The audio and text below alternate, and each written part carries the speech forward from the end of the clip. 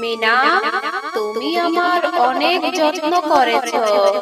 তোমার জন্য আমি এতটা হৃষ্টপুষ্ট হয়েছি। এটা জাদুর লিচু গাছ। এই লিচু গাছের লিচু তুমি যত ইচ্ছা তত খেতে পারবে। এই গাছের লিচু কখনোই ফুরাবে না।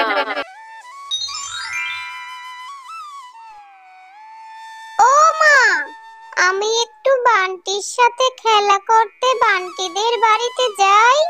যাই না মা, তাড়াতাড়ি ফিরে আসবো। তাড়াতাড়ি বাড়ি ফিরবি সে কথা কি তোর মনে থাকে? একবার বাড়ি থেকে খেলা করতে বের হলে বাড়িতে ফেরার তো তোর কোনো মনেই থাকে না। যাই না মা, বাড়িতে খেলা করতে একা একা আমার একদম ভালো লাগে না। ঠিক আছে, যাবি যা, তবে তাড়াতাড়ি বাড়ি ফিরে আসবি। এরপর মিনা বান্টিদের বাড়িতে যাওয়ার জন্য রওনা দেয়। আর পথেই বান্টির সাথে মিনার দেখা হয়। তুই, আমি তো তোদের বাড়িতে যাওয়ার উদ্দেশ্যে রওনা দিলাম।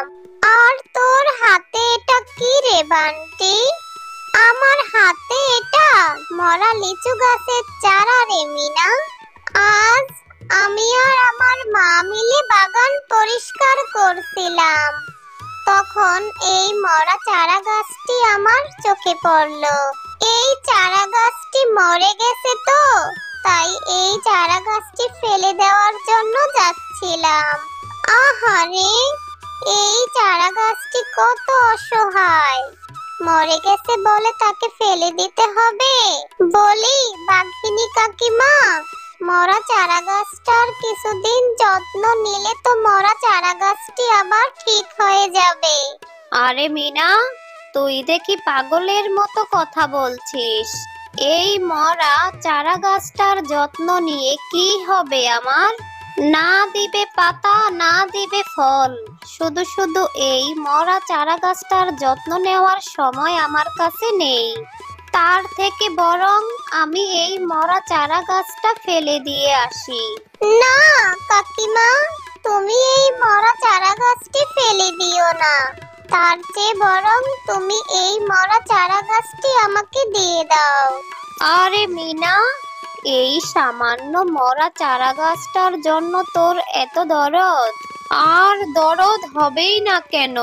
তোদের মতো গরিবদের একটু দয়া মায়া বেশি থাকে। আচ্ছা ঠিক আছে, চেয়েছিস যখন নে, তুই নিয়ে যা। এরপর মিনা সেই মরা চারা গাছটি নিয়ে বাড়িতে ফিরে যায়। কি রে মিনা মা, তুই এত তাড়াতাড়ি বাড়ি ফিরে এলি যে? আবার হাতে একটা মরা চারা গাছও নিয়ে এসেছিস। মা, আজ আর আমি বান্টির সাথে খেলবো না। আর তুমিও এভাবে বলছো? এটা মরা চারা গাছ তো কি হয়েছে? আমি এই মরা চারা গাছটির অনেক যত্ন করব, রোজ পানি দিব। দেখবে এই মরা চারা গাছটি একদিন সতেজ হয়ে দাঁড়াবে আর আমাদের অনেক লিচু ফল দিবে। আচ্ছা ঠিক আছে, তোর যা ইচ্ছে তুই তাই কর। এরপর মিনা সেই মরা চারা গাছটি তাদের বাড়ির আঙিনায় রোপণ করে দেয়।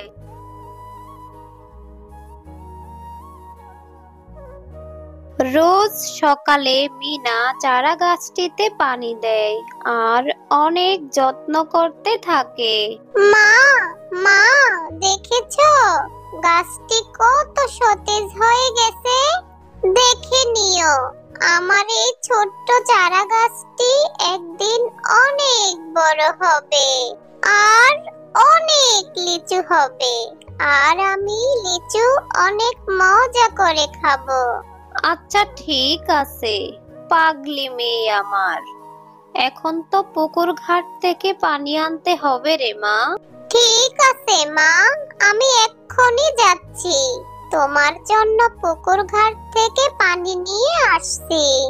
আরে হ্যাঁ রে মিনা মা, এই চারা গাছটি আগের থেকে অনেক সতেজ হয়ে গেছে।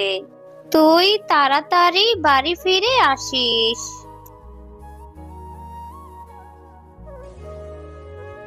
কি রে মিনা, শুনেছি তুই নাকি বাঘিনী ভাবিদের মরা লিচু গাছের চারাটি বাড়ি নিয়ে গিয়েছিস।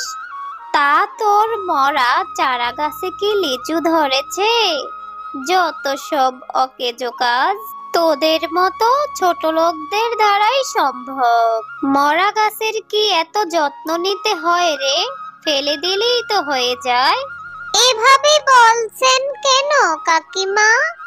ওই মরা চারা গাছটার যত্ন নিলেই তো হয়ে যায়। এখন আমি রোজ ওই মরা চারা গাছটায় পানি দেই। আমার যত্নের কারণে ওই চারা গাছটি এখন অনেক সতেজ হয়ে গিয়েছে। আমাদের বাড়িতে এসে দেখে যেও ওই গাছটা কাকিমা। হ্যাঁ রে মিনা, আমার তো আর খেয়ে দেয়ে কাজ নেই। ওই মরা চারা গাছ দেখতে তোদের বাড়িতে যাব। যা যা, এখান থেকে তাড়াতাড়ি তুই যা, আর কথা বাড়াস নে। মা, মা, এই যে নাও তোমার পানি। মা, আমি বান্টিদের বাড়িতে একটু খেলতে যাই। অনেক দিন হয়েছে ওদের সাথে আমি দেখাও করি না।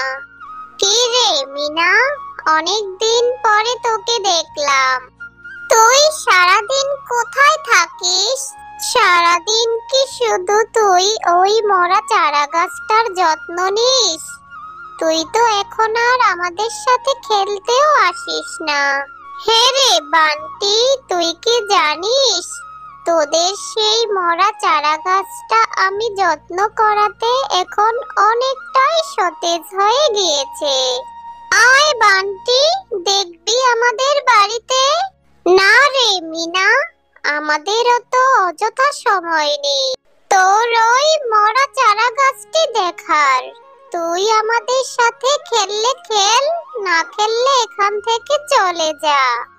আমাদের সাথে না খেলে তুই বরং ওই মরা চারা গাছটার সারাদিন যত্ন নে। যা এখান থেকে। এরপর মিনা বান্টির কথায় কষ্ট পেয়ে সেখান থেকে চলে যায়। আর কারো কথায় কান না দিয়ে মিনা সেই চারা গাছটির অনেক যত্ন করতে থাকে। মা, মা, দেখো আমার সেই চারা লিচু গাছটি কত বড় হয়ে গিয়েছে। আর গাছে কত লিচু ধরেছে। আমি এখন রোজ লিচু খেতে পারবো, তাই না মা বলো? হ্যাঁ রে মিনা মা, গাছটির জন্য আমিও তো তোকে বকা দিয়েছিলাম, কিন্তু গাছটিতে তো এখন অনেক লিচু হয়েছে। আর তুই এখন থেকে রোজ লিচু খেতে পারবি। মিনা, তুমি আমার অনেক যত্ন করেছো, আর আমি তোমার জন্য এত পরিপুষ্ট হতে পেরেছি। এটা জাদুর লিচু গাছ। এই গাছের লিচু তুমি যত ইচ্ছা তত খেতে পারবে। এই গাছের লিচু কখনোই ফুরাবে না। আর এই গাছের লিচু বিক্রি করেও তোমরা অনেক আয় উপার্জন করতে পারবে। এরপর মিনার মা গাছ থেকে লিচু পেড়ে সেই লিচু বাজারে নিয়ে বিক্রি করতে যায়। এই লিচু আছে গো, লিচু, তরতাজা লিচু, নিয়ে যান, নিয়ে যান। রসে ভরা টসটসে লিচু, নিয়ে যান, নিয়ে যান। কিরে শেফা শিয়ালিনী, তুই এই লিচুগুলি কোথায় পেলি? এই লিচুগুলি তো টসটসা রসে ভরা, কোথায় পেলি তুই এমন লিচু? তোদের বাগানে তো কোনো লিচু গাছের চারাও ছিল না, তাহলে তুই এত লিচু কোথায় পেলি রে শেফালি শিয়ালিনী? আরে বাঘিনী ভাবি, আমার মেয়ে মিনা কোথা থেকে যেন একটা মরা লিচু গাছের চারা নিয়ে এসেছিল। আর সেই মরা চারা গাছটিতে রোজ যত্ন করাতে সেই মরা চারা গাছটি সতেজ হয়ে যায়। আর সেই গাছটি কিছুদিনের মধ্যে অনেক বড় হয়ে যায়। আর ওই গাছটিতেই এত বড় বড় টসটসা লিচু ধরেছে গো বাঘিনী ভাবি। ওই গাছ থেকেই তো আমি লিচু ছিঁড়ে আনলাম বিক্রি করার জন্য। এই কথা শুনে বাঘিনী মিনাদের বাড়িতে যায়। তুই দেখি আমার চারা গাছটি অনেক বড় করেছিস, আর ভালোই তো লিচু ধরেছে। এই গাছটা আমার, আর এই গাছের লিচুগুলিও সব আমার। আমি এখনই সব লিচু ছিঁড়ে নিয়ে যাব, দাঁড়া। এই কথা বলে বাঘিনী গাছটির কাছে যেতেই গাছটি বাঘিনীকে শর্ট দিতে থাকে। ওরে বাবা রে, ওরে মা রে, বাঁচাও আমাকে। এই দেখি জাদুর লিচু গাছ, লিচু গাছ আমাকে ছেড়ে দাও। আমি আর কখনো এরকম করব না। বাঘিনী, তুই অনেক লোভী। আমি মরে গিয়েছি বলে তুই আমাকে অনেক অবহেলা করেছিস, আমাকে ফেলে দিতে চেয়েছিস, আর এখন এসেছিস আমার কাছে লিচু চুরি করতে। বাঁচতে চাইলে পালা এখান থেকে, নয়তো আজ আমি তোকে এখানেই মেরে ফেলবো। ঠিক আছে লিচু গাছ, আমি এক্ষুনি চলে যাচ্ছি। আমি আর কখনো আসবো না এখানে। এ কথা বলে বাঘিনী ওখান থেকে পালিয়ে যায়। এরপর থেকে মিনা আর শেফালি শিয়ালিনী সেই গাছের লিচু বিক্রি করে সুখে শান্তিতে বসবাস করতে থাকে।